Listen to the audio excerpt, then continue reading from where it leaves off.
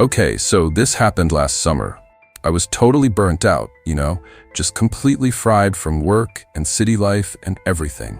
I desperately needed to get away, like really get away. Not just a weekend trip to another city, but somewhere completely different, somewhere quiet. I've always been the type to crave peace and solitude when things get too hectic. Cities are cool and all, but sometimes you just need to hear crickets and wind, not sirens and car horns, right? Anyway, I started looking online for rentals, Airbnb, VRBO, all those sites. I was searching for something remote, preferably in the mountains or by the coast, somewhere with nature. You get the picture. My budget was, let's just say, tight. Freelancing isn't always the most stable gig, and I hadn't exactly been rolling in dough lately. So I was scrolling through pages and pages of places, most of them way too expensive or not quite what I was looking for. Then, I stumbled upon this listing. It was a cabin. A really, really cheap cabin, like suspiciously cheap. The photos were kind of grainy and taken at weird angles, but from what I could see, it was nestled in the woods, looked rustic and cozy, had a fireplace, and, well, that was pretty much all I needed to see. The description was short and sweet, something like secluded cabin in the woods, perfect for nature lovers, basic amenities provided. The location was listed as somewhere in rural West Virginia. I'd never been to West Virginia, but I'd heard it was beautiful, all mountains and forests and stuff. Sounded perfect. I clicked on the host profile. Just a name, Elias. No photo, no reviews. Red flag number 1, maybe? But honestly, at that price, and with my desperation levels maxed out, I was willing to overlook a few red flags. I messaged Elias, just a simple inquiry about availability and confirming the listed price was correct. He replied within an hour, super brief, just available. Price correct. Okay, not exactly chatty, but efficient, I guess. I booked it for a week. Figured a week of solitude in the woods was exactly what the doctor ordered. Leading up to the trip, I didn't really think about it much. I was busy wrapping up work projects and packing. I told a couple of friends where I was going, more as a formality than anything else. Cabin in West Virginia, I said, total digital detox. They were like, cool, have fun, don't get eaten by bears, yay. Little did I know, the drive was long, like really long. I'm used to city driving, stop and go traffic, you know the drill. This was different. This was hours and hours of winding roads, barely any other cars, and the scenery just kept getting more and more, well, remote. The GPS signal kept cutting out, which was annoying. And I started to feel a little uneasy. It was getting dark by the time I was supposed to be getting close. The directions Elias had sent were pretty vague. Just turn off the main highway at this point, follow this road for so many miles, look for a dirt road on the left, blah blah blah. No street names, no landmarks, just woods. Finally, after what felt like forever, I thought I was in the right area. I turned onto this dirt road, and road is being generous. It was more like a bumpy, rutted track through the trees. My little sedan was definitely not designed for this kind of terrain. Branches scraped against the sides, and I was pretty sure I bottomed out a few times. My phone had zero signal now, completely dead zone. Great.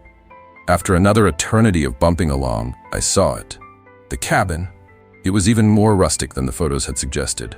Small, dark wood, looked kind of hunched over, if that makes sense. Like it was trying to hide in the trees. There was a porch, a rickety-looking set of steps leading up to it, and a single, bare bulb hanging above the door, casting a weak, yellowish light. Everything else was just dark. Trees all around, thick woods pressing in close.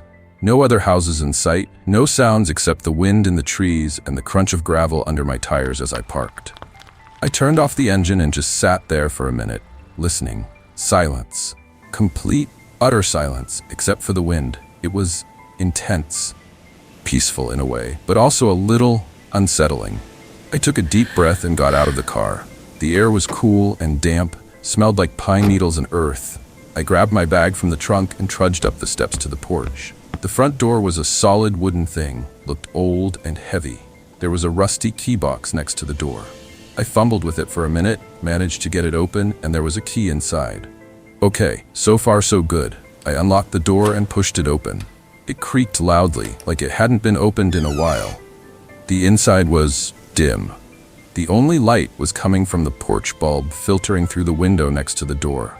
It smelled musty, like old wood and dust. I flipped the light switch inside the door, and a single overhead bulb flickered to life, casting a weak, yellowish glow over the main room. It was small. One room, basically.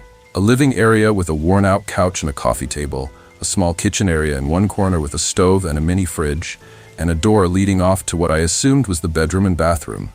Everything was old, really old. The furniture was mismatched and worn. The walls were paneled with dark wood, and the floorboards creaked under my feet. It wasn't dirty exactly, but it definitely wasn't clean.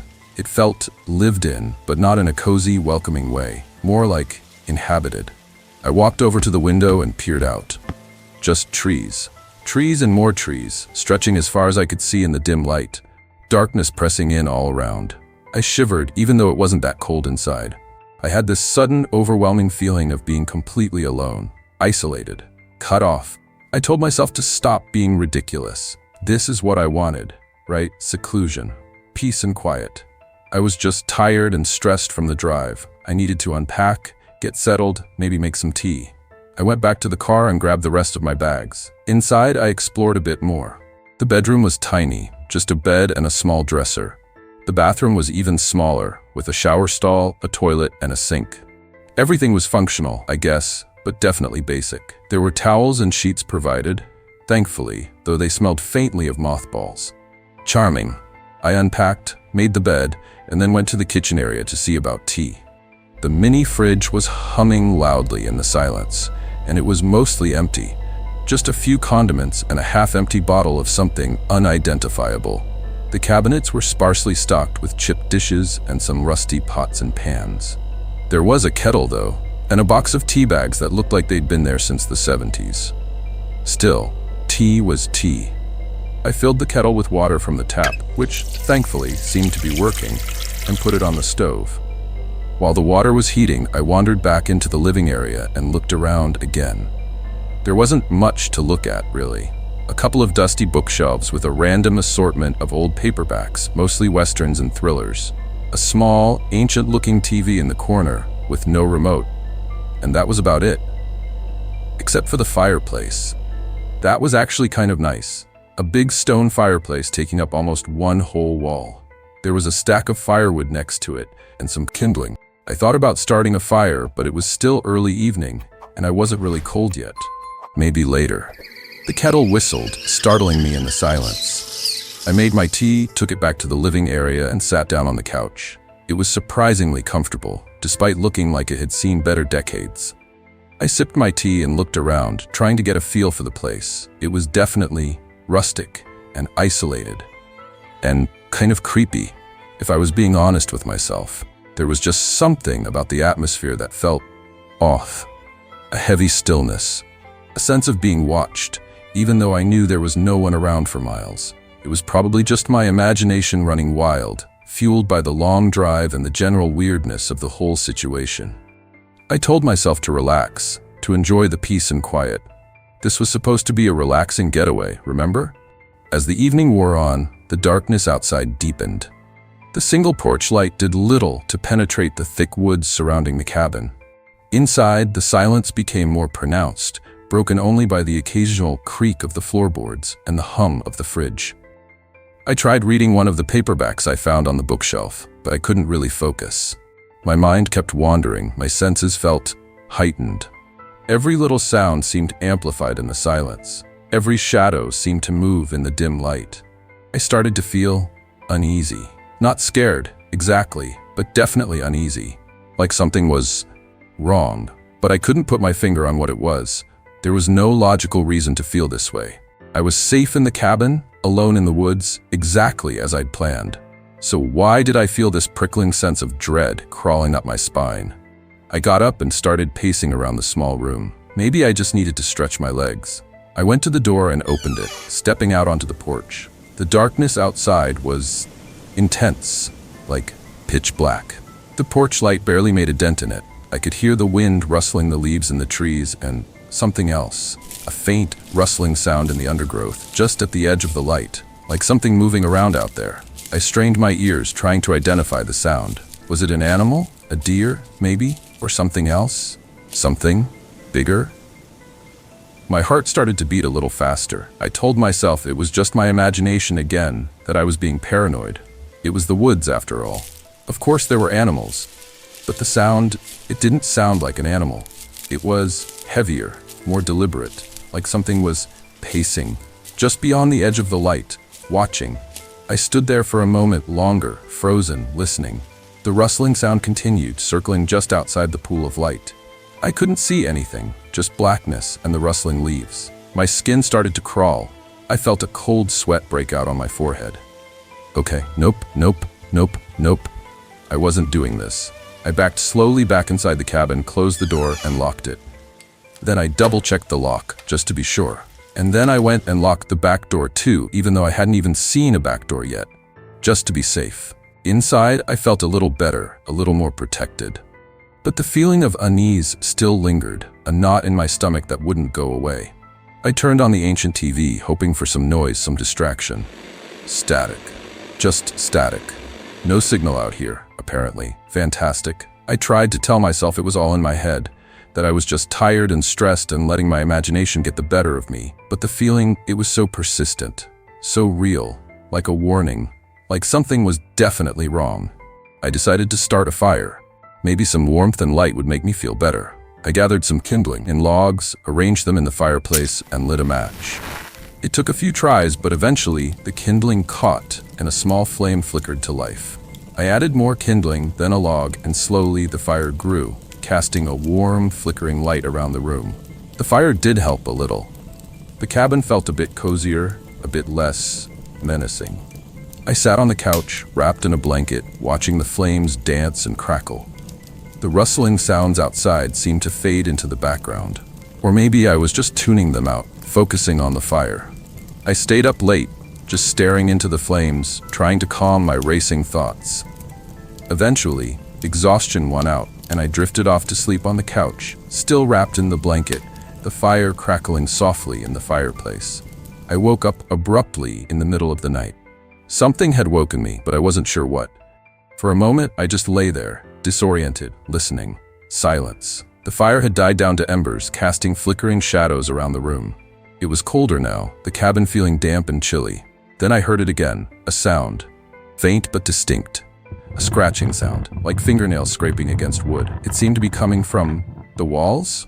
My heart started to pound in my chest. I sat up, listening intently. It was definitely coming from inside the walls, like something was trapped in there, or trying to get in. I held my breath, listening, every nerve on high alert. The scratching continued, moving slowly along the wall, closer to the window. Then silence again. I waited, frozen, for what felt like an eternity. Nothing, just silence and the faint crackling of the embers in the fireplace. Maybe I'd imagined it? Maybe it was just the house settling, old wood creaking and shifting in the night? Yeah, that had to be it. Just the house settling. I tried to convince myself, but the feeling of unease was back, stronger than ever. The scratching sound, it had sounded so deliberate, so purposeful. Not like random creaking, like something was listening, watching, waiting. I got up, my legs shaky, and went to the fireplace. I poked at the embers, trying to coax them back to life, but they were too far gone. The cabin was getting colder, the shadows deeper. I felt utterly exposed, vulnerable in the darkness. I decided to turn on the lights, all of them, every light in the cabin. Maybe that would help. Maybe light would push back the darkness, banish the feeling of dread. I flipped every switch I could find. The overhead bulb in the living room flickered weakly. The porch light cast its feeble glow, and that was it. No other lights. Great, the cabin was still dim, still shadowy, but at least it wasn't completely dark anymore. I went to the window and peered out into the woods. Nothing. Just trees, black against the slightly less black sky. No movement, no sounds, except the wind. I stood there for a long time, staring out into the darkness, trying to see something, anything. But there was nothing to see. Just the woods, silent and still. And yet, I couldn't shake the feeling that I was being watched. That something was out there, in the darkness, observing me. I went back to the couch and sat down, pulling the blanket tighter around me. I couldn't sleep. My mind was racing, filled with anxious thoughts, fueled by the silence and the darkness and the scratching sound in the walls. What was that sound? What was out there in the woods? And why did I feel this overwhelming sense of dread? As the night wore on, the scratching sound returned, sporadically, always from the walls.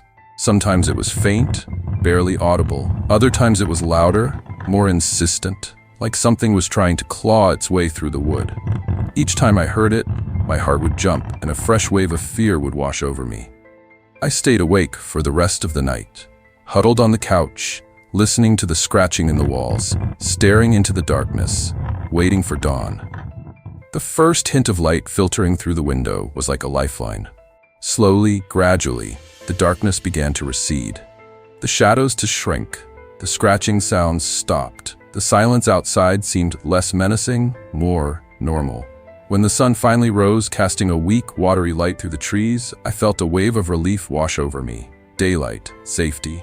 The fear that had gripped me all night seemed to dissipate with the darkness. I told myself it had all been in my head, just a bad night, fueled by stress and isolation. Daylight always makes things seem less scary, right? I got up, stiff and sore from sleeping on the couch, and went to the kitchen to make coffee. Coffee. That's what I needed. Something normal, something routine to ground me back in reality. I found a jar of instant coffee in the cabinet, made myself a cup, and sat on the porch, watching the woods come to life in the morning light. The woods looked different in the daylight. Less menacing, more just woods. Sunlight dappled through the trees, birds were chirping, squirrels were scampering around. It was actually kind of pretty, peaceful. The feeling of dread from the night before seemed almost silly in the bright morning light. I told myself I was being ridiculous. It was just a cabin in the woods, a bit old, a bit rustic, a bit isolated, sure, but nothing to be scared of. I'd let my imagination run wild, that's all.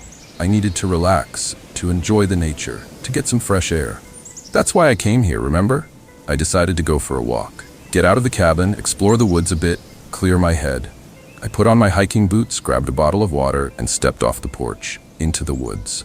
The woods in the daylight were different. Not just pretty, but dense, thick, overgrown.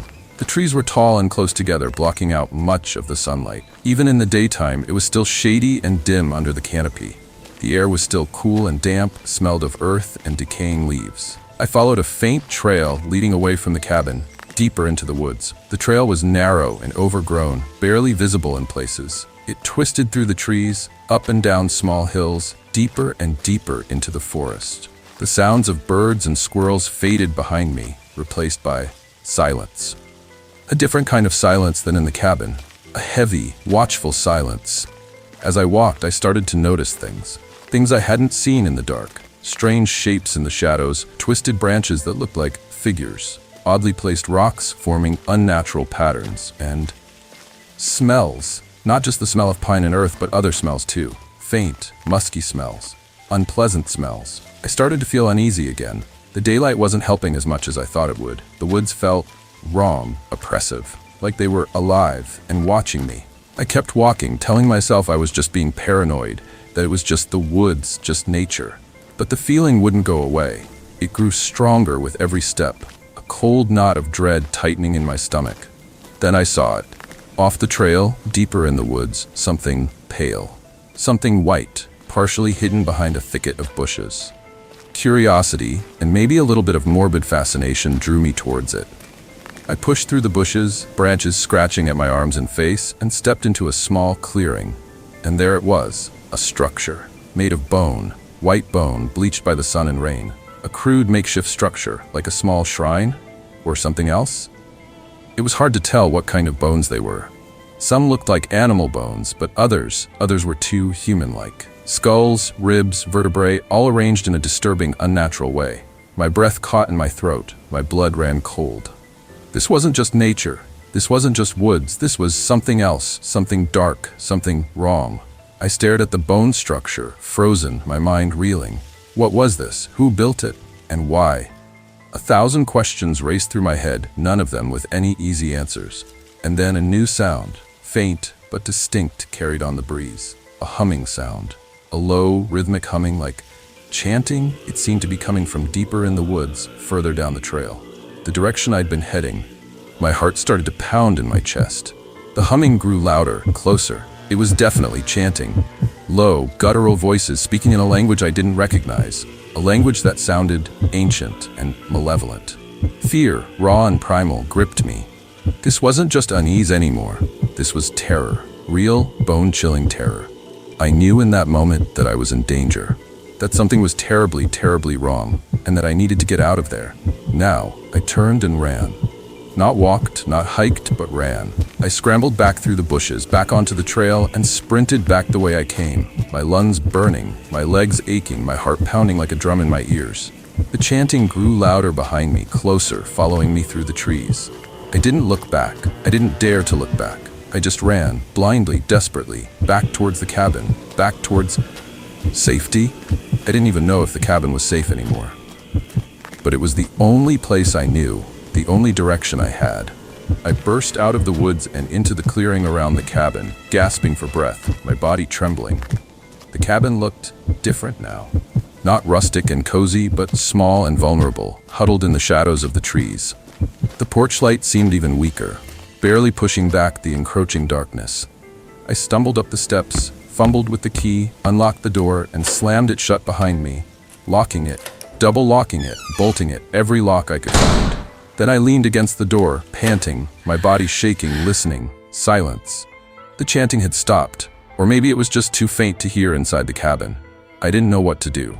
I was trapped, miles from anywhere, no phone signal, no way to call for help, and something was out there in the woods. Something chanting. Something that built bone shrines, something evil. I looked around the cabin, desperately searching for something, anything. A weapon, a phone, a map, anything that could help me. Nothing. Just the same old furniture, the dusty bookshelves, the ancient TV, hopeless. Then my eyes fell on the fireplace. The fireplace. The fire I'd built last night. The embers were long gone, but the firewood. The stack of firewood next to the fireplace. Logs. Heavy logs. Maybe I could use them. As weapons, as something to defend myself with. It was a long shot, I knew, but it was all I had. I grabbed a log, the biggest one I could lift, hefted it in my hands. It was heavy, solid. It would do, maybe. I stood there in the middle of the cabin, clutching the log, listening, waiting. The silence outside was heavy, oppressive. But it wasn't empty. I could feel it. Something was out there, still watching, still waiting. And I knew, with a chilling certainty, that it wouldn't be silent for long. That whatever was out there in the woods was coming for me. And there was nowhere to run. Nowhere to hide. Just me, alone in the cabin, with a log in my hands, waiting for the darkness to come for me. And that, honestly, is the scariest feeling I think I've ever had. Just that sense of absolute, inescapable dread. You know, like you're just waiting for something terrible to happen, and you know it's coming, and there's nothing you can do to stop it. That's the kind of fear that really gets under your skin. The kind that sticks with you long after you're safe. And even now, years later, thinking back on it, I still get that same cold feeling, that same prickle of fear. It's like a shadow that just won't go away.